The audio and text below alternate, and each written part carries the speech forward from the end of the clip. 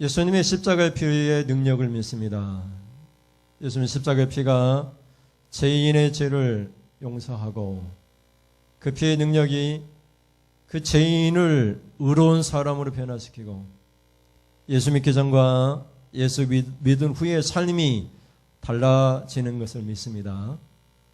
예수 믿기 전에 우리와 예수 믿은 후에 우리가 다릅니다. 우리가 지난주에 말씀을 드린 것처럼 사울이 사도 바울이 되는 역사가 일어납니다. 박해자가 전도자가 그리스도 일꾼이 되는 역사가 다메섹 도상에서 부활하신 예수님을 만난 사울에게 임했습니다. 부활의 소망은 여전히 우리에게 있습니다. 우리 영이 다시 일어나 부활했고 우리 썩은 몸도 예수님 재림하실 때 다 일어날 줄 믿습니다. 그러나 부활할 때에는 각기 하나님의 뜻대로 다른 영광을 주신다고 했습니다. 그렇기 때문에 흔들리지 말고 주님의 일에 더욱더 열심히 하라고 사도 바울은 당부하고 있습니다. 여러분이 그리스도인 일꾼으로서 열심히 어떻게 일하느냐에 따라서 부활의 모습이 다 다르다고 말을 하고 있는 것이죠. 여러분, 부활의 소망을 가진 자마다 그리스도 예수의 피의 능력을 믿는 자인 줄 믿습니다. 예수의 피의 능력으로 구원받은 성도들은 제일 처음에 저절로 그냥 우러나오는 것은 찬송입니다. 찬송. 예배입니다. 나를 구원해 주신 하나님 예배합니다. 나를 예수 그리스도의 십자가의 피로 천국 가게 하신 영원한 하나님 나라 하나님의 도성에 이르게 하신 하나님을 예배합니다. 저절로 예배가 나옵니다. 구원받지 못한 백성들은 절대 예배하지 않습니다. 죄인이 허물가제로 죽었던 죄인이 지옥 불구덩이에 허우적거려야 될 죄인이 예수 그리스도의 십자가의 피로 하나님의 영원한 도성인 천국에 가게 되었으니 저절로 하나님을 예배하고 그리고 하나님께 제사하는 그런 삶을 살게 됩니다. 그런데 여러분, 우리가 하나님께 예배를 드립니다. 근데 그 예배가 하나님이 싫어하시는 예배도 있고요, 하나님이 기뻐하시는 예배도 있다고 성경은 말을 하고 있어요. 근데 하나님이 기뻐하시는 예배는 어떤 예배인가? 내가 이안을 받기 위해서 그냥 예배 시간에 참석하는 것이 아니라, 예배 안 드리면 천국 못 갈 것 같아서 예배 드리는 것이 아니라, 나를 구원하신 하나님 때문에 예배할 수밖에 없는 그런 감격으로 예배하는 그런 성도들의 삶이 될 수 있기를 주님의 이름으로 축원을 드립니다. 예배의 외적인 구성의 요소들이 있어요. 외적인 구성의 요소는 우리 예배 시간에 드려지는 5가지 정도의 구성 요소를 갖고 있어요. 찬송이 있고요, 기도가 있고요, 말씀이 있고요, 헌금이 있고요, 마지막에 축도가 있습니다. 근데 여러분, 이 5가지 구성 요소 중에 한 가지만 빠져도 우리는 예배로 인정하지 않습니다. 축도가 없이는 예배가 될 수 없고요, 찬송이 없이도 예배가 될 수 없습니다. 그건 사경회가 될 수 있겠죠. 말씀이 없으면 그것은 예배가 아닙니다. 그것은 집회에 불과하거나 기도 모임이 될 수 있겠죠.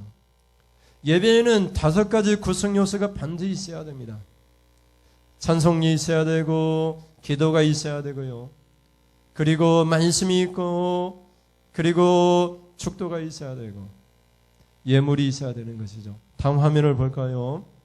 5가지 구성 요소 첫 글자만 저희가 붙여놨습니다. 처음부터 읽어볼까요? 첫 번째 찬송, 두 번째 기도, 세 번째 말씀, 네 번째 헌금, 5번째 축도. 그래서 여러분, 새벽에는 축도를 잘 안 하죠. 그래서 새벽을 예배라고 하지 않고 새벽 기도해 이렇게 얘기합니다. 주일 오후 예배 때 축도는 하기는 합니다. 그러나 헌금이 없습니다. 그래서 주일 오후 찬양 집회 이렇게 얘기합니다. 금요 기도에도 마찬가지죠. 그래서 어떤 사람들은 다 예배니까 축도도 해주세요. 그래서 주일 오후에도 축도하고, 새벽에도 축도하고, 금요 기도회 때도 축도하고, 그런 교회들도 있습니다. 그것만 있는 것이 아니라 주일 오후에도 헌금하고, 새벽에도 헌금하고, 주일 금요 기도회 때도 헌금하는 것을 볼 수가 있어요. 왜 그렇습니까? 나는 이 시간은 하나님께 기뻐하시는 예배가 되어지기를 원한다고 하는 간절한 소망이 있는 성도들은 그 시간에 예물도 드리고요. 그 시간에 축복을 받기를 원해서 그렇게 하는 것이죠. 근데 원칙적으로는 이렇게 5가지 구성 요소가 있는 예배는 주일 오전에 예배인 것이죠. 근데 여러분, 이렇게 외적인 요소가 있다 해서 예배가 되는 것이 아닙니다.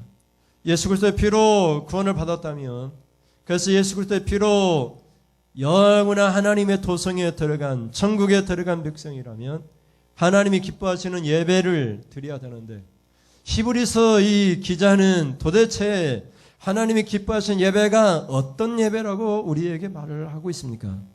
히브리서를 마지막으로 결론을 내리면서 어떠한 예배, 어떠한 제사 하나님이 기뻐하신다라고 말을 하고 있습니까?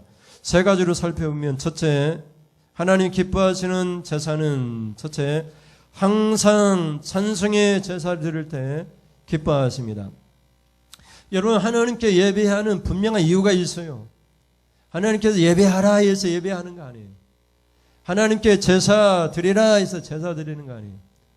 하나님께 예배할 분명한 이유가 있는데, 그 이유에 대해서 히브리서 기자는 앞에 9절에서 말을 하기를, 예수 그리스도의 피로 하늘의 영구한 도성에 들어갔기 때문에, 그래서 오늘 본문의 15절에 그러므로 이렇게 말하고, 그러므로 앞에 얘기를 끝내고 그러므로 이제 하나님께 제사를 드려야 된다 이렇게 말을 하고 있는 거예요. 그러니까 이유 없이 하나님 앞에 예배하는 것이 아니에요. 그러므로 하나님께 예배를 드리라는 거예요. 15절을 같이 읽어볼까요? 15절에 그러므로 우리는 예수로 말미암아 항상 찬송의 제사를 하나님께 드리자. 이는 그 이름을 증언하는 입술의 열매니라. 아멘. 우리가 하나님 앞에 예배를 드려야 될 이유는 그러므로라고 하는 이 단어부터 시작해요. 예수 그리스도의 피로 하늘의 영광 도성에 들어갔기 때문에 그러므로 하나님께 찬송의 제사를 드리자 이렇게 말을 하고 있는 거예요. 여러분, 우리가 천국에 들어갔는데, 우리가 천국에 들어갈 장차 하나님의 백성인데 하나님을 찬송하는 일이 너무나 당연하잖아요. 곧 우리가 천국에 들어가서 그들 영원히 쉬고 천사들의 대접을 받게 될 텐데, 이제 일하지 않고 눈물도 수고도 고통도 없는 그런 영원한 하나님의 도성에 들어가게 될 텐데, 지금 잠깐 고생하고 영원한 하나님 나라에 가게 될 텐데 찬송할 수밖에 없는 거죠. 그래서 그러므로 항상 찬송의 제사를 하나님께 드리자 이렇게 말씀하고 있는 것이죠. 두 번째는 여기서 말을 할 때 우리는 예수로 말미암아 이렇게 말을 하고 있어요. 15절을 보면 우리는 예수로 말미암아 이렇게 얘기했어요. 다른 사람 말고 다른 사람이 어떠하든지 간에 우리는 예수 그리스도의 피로 영원한 도성에 들어간 사람이라면 그 사람 우리는 예수로 말미암아, 같은 말이죠. 앞에서 얘기했던 그 예수의 피, 지금 여기서 말하는 예수로 말미암아, 예수님 때문에, 예수님을 통해서 하나님께 항상 찬송의 제사를 드리자 이렇게 말을 하고 있는 것이죠. 여러분의 집에 갑자기 불이 났다고 한번 생각해 보십시오. 다 타버렸어요. 남은 것이 없어요. 전 재산이 다 타버렸어요. 너무나 슬프고 너무나 고통스럽고 암담하고 어떻게 살아가야 될지 아무것도 앞이 캄캄할 때 하늘의 도성을 바라보면 그래도 찬송할 수 있다는 거예요. 모든 것이 다 사업이 무너지고 모든 것이 다 무너진다 할지라도 하늘의 도성 예수의 피로 말미암아 예수로 말미암아 내가 갈 하나님 나라를 생각하면 그럴지라도 항상 하나님을 찬송하는 제사를 드릴 수 있다라고 오늘 본문은 우리에게 말을 하고 있는 것이죠. 여기 항상 찬송의 제사를 드리자, 이 항상이라고 하는 헬라어 단어는 모두라는 모두, 각각의 모든 시간에, 그 시간적인 개념으로 따지면은 지속적으로 이런 뜻이에요. 하나님을 찬송할 때 지속적으로 찬송하라는 거예요. 찬송하다 말다, 좋을 때만 찬송하고 공부하고 슬플 때는 찬송하지 않는 것이 아니라 지속적으로 계속해서 하나님을 찬송하라는 거예요. 왜 찬송하냐면 하늘의 토성 때문에, 예수님으로 말미암아 예수님 때문에 항상 하나님을 찬송하라는 거예요.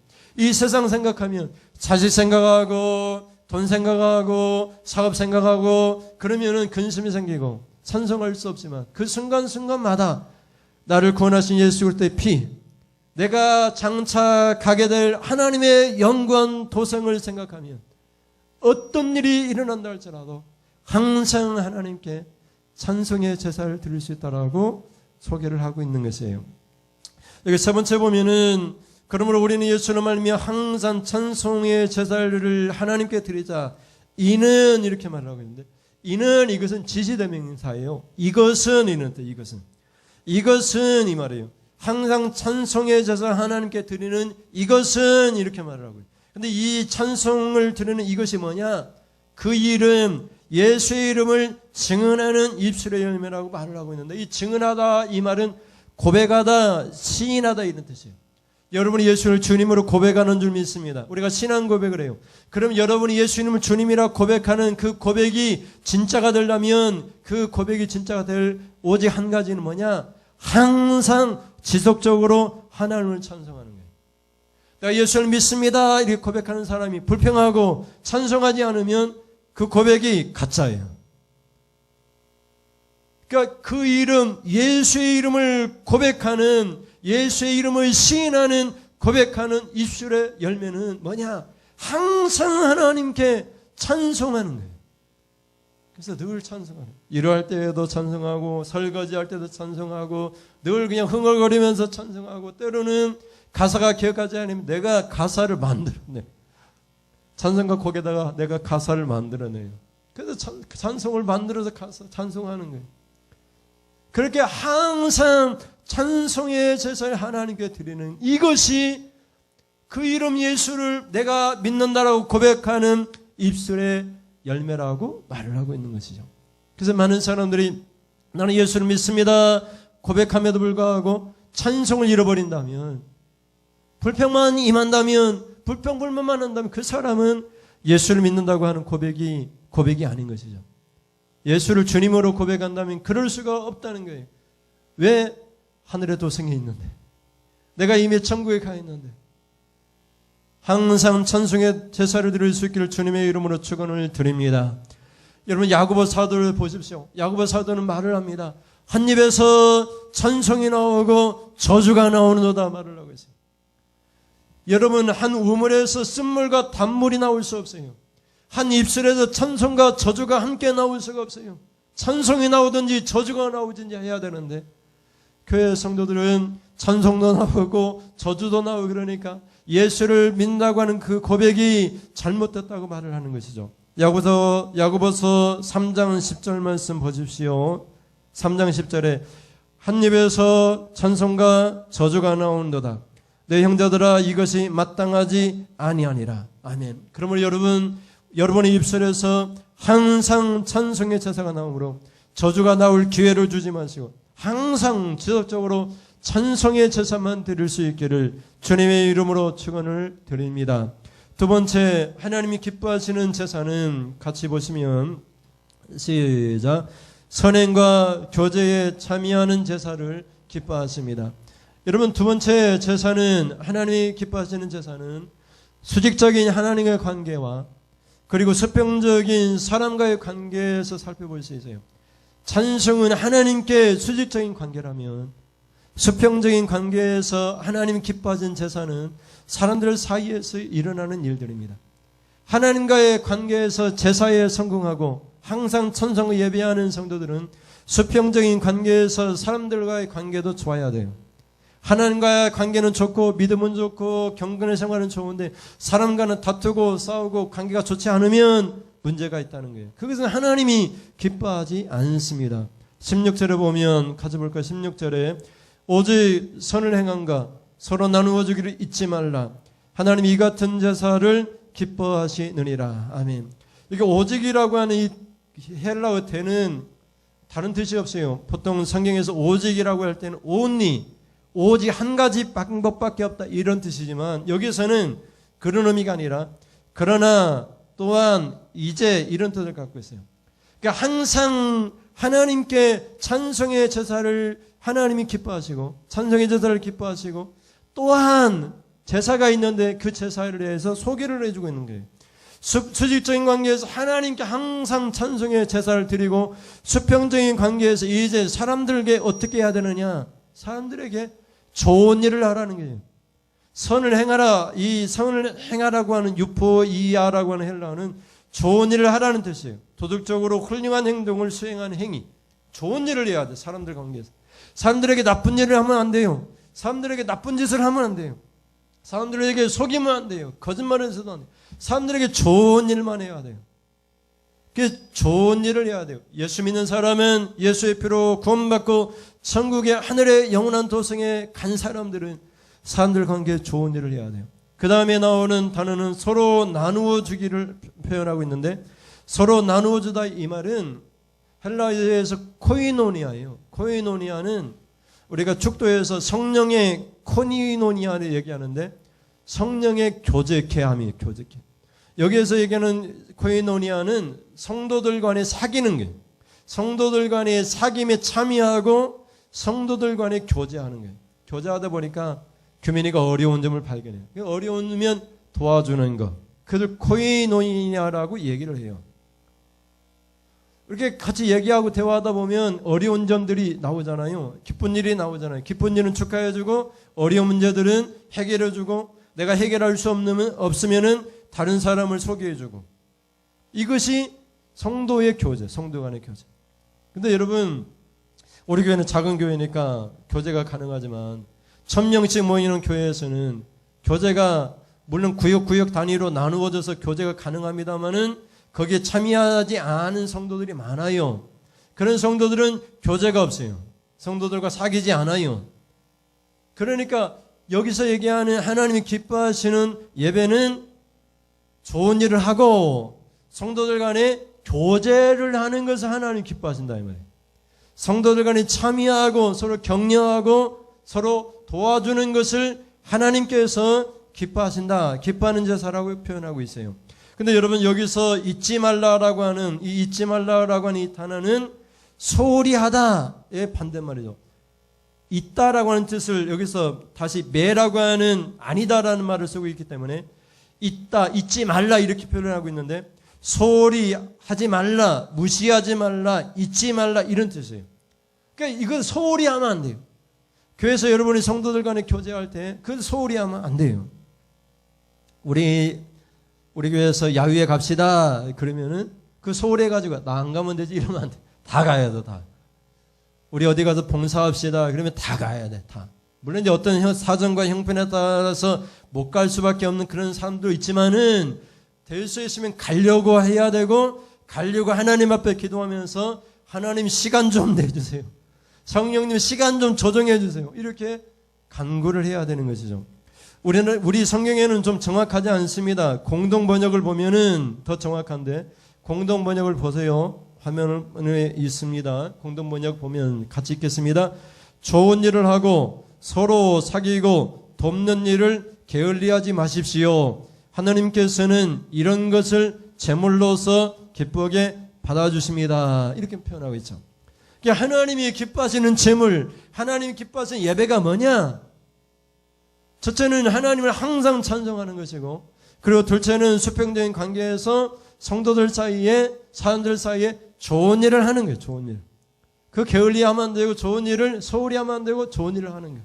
그리고 서로 사귀어야 돼. 서로 교제해야 돼요. 그것을 하나님께서 기뻐하신다라고 그렇게 표현하고 있어요. 여러분 하나님 기뻐하시는 그런 성도님이 될 수 있기를 기뻐하는 제사를 드릴 수 있기를 주님의 이름으로 축원드립니다. 마지막으로 세 채 같이 읽습니다. 기록될 장부 때문에 지도자들에게 순종하고 복종합니다. 여러분 마지막 하나님 기뻐하시는 제사는 지도자들과 관련이 있어요. 17절 말씀 보면 17절에 너희를 인도하는 자들에게 순종하고 복종하라. 그들은 너희 영혼을 위하여 경성하기를 자신들이 청산할 자인 것 같이 하느니라. 그들로 하여금 즐거움으로 이것을 하게 하고 근심으로 하게 하지 말라. 그렇지 않으면 너희에게 유익이 없느니라. 아멘. 여러분 여러분을 지켜보고 있다는 말이죠. 규민이가 어떻게 하나 지켜보고 있다. 그것을 장부에다가 다 기록해서 장부에 기록한 것을 하나님 앞에 일러 바친다 이 말이에요. 그걸 누가 하느냐? 교회 지도자들이 한다 이렇게 말을 하고 있어요. 나에 대한 모든 언행에 대해서 기록했다가 하나님 앞에 보고할 텐데 그러면은 그것을 기록하고 보고할 지도자들에게 어떻게 해야 되겠어요? 잘 보여야 되겠죠. 세상에서 보통 그러잖아요. 나에 대하여 평가하고 나에 대한 행동을 기록하는 일기를 쓰는 그 사람에게는 다른 데는 없다 하더라도 그 사람 앞에서는 좋게 보여야 되겠죠. 이 히브리서 이 17절은 그런 의미예요. 너희를 인도하는 자에게 순종하고 복종하라. 이게 복종하다는 말은 굴욕적인 복종을 의미하거든요. 순종하다라고 하는 단어는 확신하거나 설득을 당하다 이런 뜻이고, 복종하다라고 하는 이 단어는 항복하다, 다른 사람의 통제에 굴복하다 이런 뜻을 갖고 있어요. 우리가 이렇게 이제 평등 사회 또는 권위가 무너진 사회에서 이런 단어를 잘 쓰지 않아요. 남자나 여자나 평등하고 모든 사람이 주님 안에서 평등한 그 사회에서 이런 단어를 잘 쓰지 않는데, 그럼에도 불구하고 히브리서 기자는 너희를 인도하는 자들에게, 지도자들에게, 목회자들에게 명목적으로 순종하고 복종하라 이런 말을 쓰고 있어요. 왜 그러하냐면 그들은 너희 영혼을 위하여 경성하기를, 경성하다 이 말은 지켜본다 이 말이에요. 지켜본다.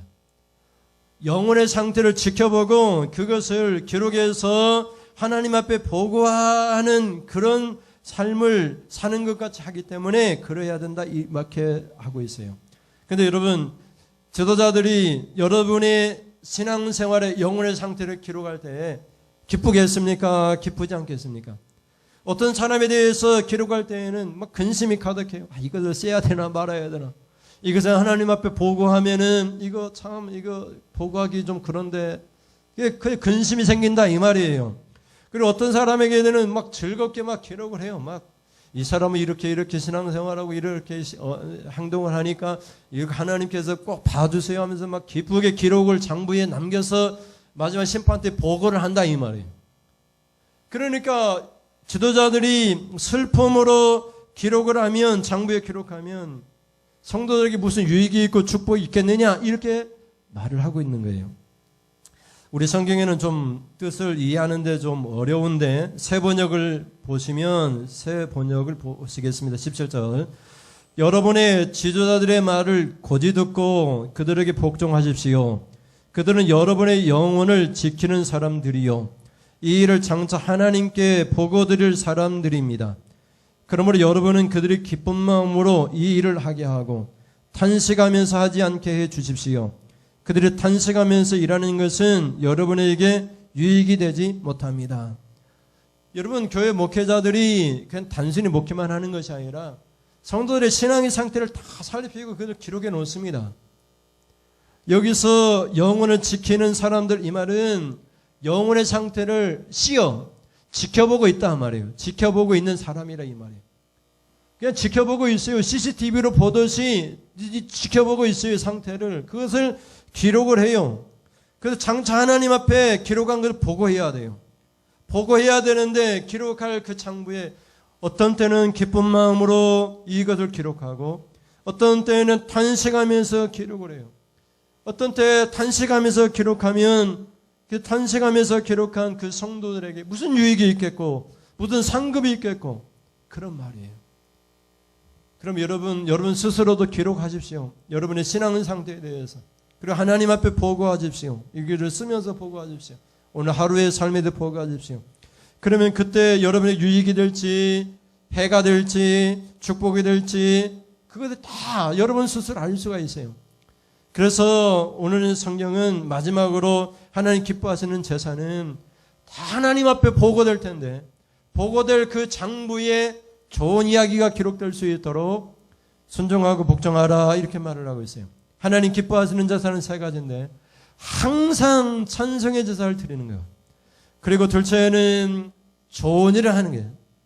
수평적인 관계에서 사람들에게 좋은 일을 하고 그리스도의 교제에 적극적으로 참여하는 것. 그리고 하나님 앞에 보고될 기록될 장부를 기록하고 있는 인도자들에게 순종하고 복종하는 것. 그래서 여러분 주님 앞에 갔을 때에 하나님을 기뻐하는 제사를 드림으로 하나님께 여러분의 기뻐하는 상급을 주시는 그런 역사가 있기를 주님의 이름으로 축원을 드립니다. 기도하겠습니다. 하나님 아버지 감사합니다. 하나님께 기뻐하시는 제사는 어떤 일이 있어도 예수 그리스도의 피로 말미암아 예수님을 통해서 예수님 때문에 우리가 영원한 하나님 나의 도성에 가게 됐으니 이것은 하나만으로 항상 찬송의 제사를 드리는 것이라고 했습니다. 그리고 둘째는 사람들 관계에서도 좋은 일을 하고 사람들 관계에서도 적극적으로 그 사람들의 형편을 살펴보고 돕고 격려하는 일이고 마지막으로는 인도자들에게 순종과 복종함으로 장부에 기록하여 하나님 앞에 보고될 때에 탄식함으로 보고되는 것이 아니라 즐거움으로 보고되게 함으로 우리에게 유익이 되고 복이 되게 하는 그런 삶의 제사를 하나님 기뻐하신다고 했습니다. 그래서 우리 성도들이 하나님을 기뻐하시는 제사를 드림으로 하나님께 기뻐하시는 상급을 받고 우리에게 유익이 되며 축복이 되는 그런 제사 드려지는 삶이 되어지도록 하나님 인도하여 주시옵소서. 꿈의 교회 이종철 권사님 귀한 감사의 예물을 드립니다. 드릭트 사기하심으로 하나님 앞에 감사의 예물을 드립니다. 장현주일로 하나님 앞에 예물 드립니다. 생일 맞아 사랑하는 어린아이가 감사의 예물 드립니다. 주정 예물을 하나님 앞에 드립니다. 이 예물 주님 앞에 두 손 하나님 모아 두 손 놓고 축복하오니 하나님 주여 예물 기뻐 받으시고 정한 예물 드려사오니 정한 대로 약속한 대로 축복 내려주시고 생일 맞아 하나님 감사히 사오니 매일매일 생일 같은 날들이 죽는 날까지 이어지게 하셔서 항상 좋은 일만 있게 하여 주옵소서. 항상 평탄한 길로 형통한 길로 이 어린아이가 자라날 때마다 지혜와 총명을 주셔서 하나님과 사람 앞에 더욱더 사랑받아갈 수 있도록 축복받아갈 수 있도록 하나님 인도하여 주옵소서. 트랙터를 섰습니다. 아버지 하나님 일할 때마다 주여 아버지 하나님 트랙터가 일할 때마다 일이 수월하게 하시고 고장나지 않게 하시고 사람이 피곤히 하나님 아버지 주여 사라지게 하셔서 주여 주님을 찾아 예배할 수 있는 기회도 주시고 주여 앞으로 한 해 동안 일할 때마다 아버지 하나님 좋은 결실 맺을 수 있도록 좋은 수확 거두어 하나님 앞에 감사할 수 있도록 하나님 인도하여 주옵소서. 하나님 장애인주를 맞이해서 하나님 장애인 헌금을 드렸습니다. 하나님 장애인들을 위해서 이 헌금이 사용될 때 주여 우리도 장애인일 수 있습니다. 육체적인 장애가 아니라 영적인 장애, 심령의 장애도 있습니다. 주여 우리가 보기에 하나님 앞에 건강한 성도, 신령한 성도 되어지게 하여 주옵소서. 주여 하나님 아버지 사랑하는 우리 이종철 권사님 주여 시골교회 아버지 하나님 주여 꿀을 가지고 와서 아라리 범초를 보내고 있습니다. 아버지 하나님 보레꿀들이 왕성하게 활발하여 많은 꿀을 얻게 하시고 주여 하나님 아버지 교회에서 꿈의 교회를 위해 충성 봉사할 때마다 그 교회가 하나님 잘 되어지고 부흥하며 권사님을 통해서 저 놀라운 축복의 역사가 일어나 그 가정이 복을 받게 하여 주시옵소서. 올 한 해가 하나님 아버지 다른 어떤 한 해보다도 많은 꿀의 수확을 거둘 수 있도록 건강도 붙들어 주시옵소서. 믿사오 예수님의 이름으로 기도드립니다. 아멘. 하나님 아버지 지금은 하나님 말씀을 듣고 하나님 기뻐하시는 제사는 항상 찬송하는 제사.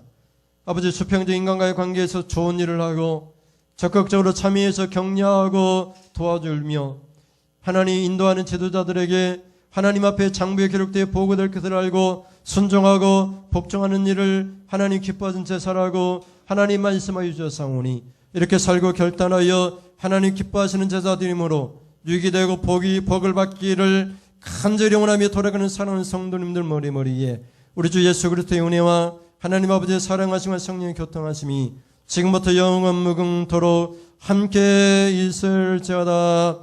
아멘. 하나님 영광 받으시옵소서. 하나님 우리를 예배를 기뻐 받으시고 사는 성도들에게 복이 임하게 하여 주옵소서.